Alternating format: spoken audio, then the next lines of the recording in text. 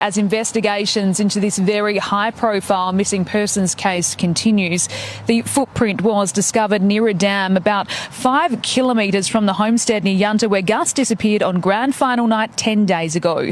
Whoa. Hold on, what was that? 5 kilometres from the homestead near Yunta where Gus disappeared on grand final night 10 days ago. One more time, let's listen carefully. Gus disappeared on grand final night, grand final night. The 2025 AFL Grand Final was an Australian rules football match contested between the Geelong Football Club and the Brisbane Lions at the Melbourne Cricket Ground on Saturday, 27 September 2025. Any guesses what time the final happened and what time Gus vanished? I got nightmares in my head, I fear thoughts build up until I can't feel. My mind fills up into a creature, and it haunts me somewhere much deeper. I got nightmares in my head, I fear. Hello and welcome to True Crime Rocket Science. So here's a theory. According to the Sydney Morning Herald, he was alone for half an hour. Now police say there's no trace of Gus.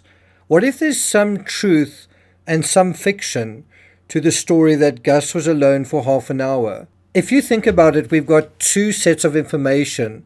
On the one hand, we've got something very specific, the exact time apparently that he disappeared. On the other hand, we've got another bit of information which is confounding some people, but it gives you certain insight if you extrapolate it, if you deal with the inferences that one can draw from that, which is there's no evidence of this child. And so if you put the two together, well, what are you dealing with? Think about it. One of the best pieces of information we have has to do with time. The time Gus was last seen playing. What time was that? Right? It was 5 p.m.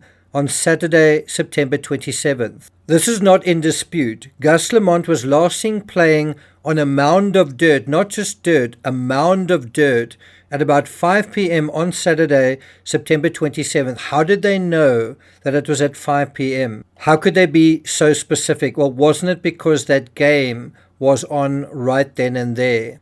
It turns out the AFL Grand Final typically ends just after 5 p.m. That's Australian Eastern Standard Time. Depending on quarter lengths and whether extra time is required, those folks in Australia who watch the game, can you say at what time exactly the game ended, especially the folks in South Australia? Can I just say, I have a small dog, a miniature schnauzer, and when I take him outside for a walk, he's never out of my sight for more than 1 or 2 minutes. I doubt that I've lost sight of him ever for more than 5 minutes. And this is a dog, not a child. I don't think it's overstating it to say leaving Gus alone for half an hour was a serious error in judgment, especially given the terrain surrounding the station. Have you had a close look at that terrain? Just have a look at this deep hole excavated right beside one of the buildings, and you notice there is no safety cordon around it. And lo and behold, it's also right beside a mound of sand. And what else do we know? Gus was apparently playing on a mound of sand. It wouldn't happen to be this mound, would it? I'm sorry, but I'm genuinely concerned that there are active excavations going on at this property. It's something we also saw in the Sullivan case. It appeared someone was mixing concrete in the front garden at the time those two children disappeared. Whether it's the excavated hole or this nearby scrap heap, I don't think the danger here is of a 4-year-old wandering off into the wilderness, but of a 4-year-old simply being unsupervised in this booby-trapped obstacle course that would make Indiana Jones gulp. Also, have a look at the dirt cliff with what looks like a rubble of bricks underneath, skirting a small island of trees right beside the house. Gus could even have tripped or toppled off what appears to be a trampoline right outside the front door.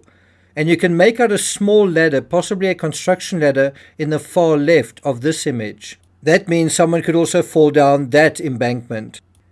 It reminds me of that scene in Twister when two scientists seek refuge from a storm in a barn on a particular farm out in the countryside. I